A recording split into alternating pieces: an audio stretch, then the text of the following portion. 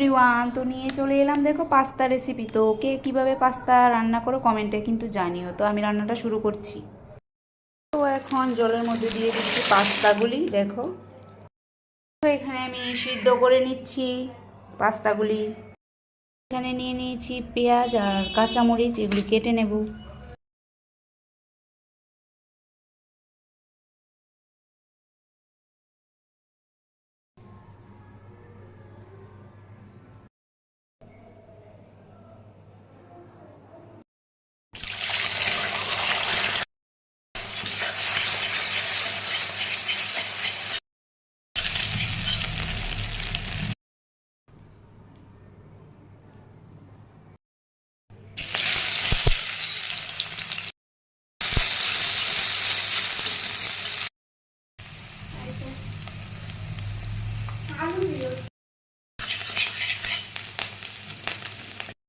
পেঁয়াজ আর কাঁচামরিচগুলিকে আমি ভেজে নিয়েছি, এবার পাস্তাগুলি ঢেলে দেবো এর মধ্যে।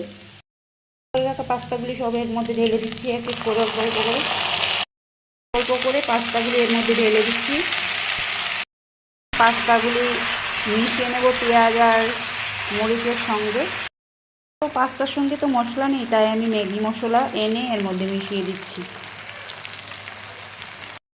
এখন ভেজে রাখা ডিমগুলি দিয়ে দেবো পাস্তার মধ্যে। তো এখন পাস্তার সঙ্গে ডিমগুলিকে ভালোভাবে মিশিয়ে নিচ্ছি, তারপর একটু ভাজা ভাজা করে নামিয়ে নেব।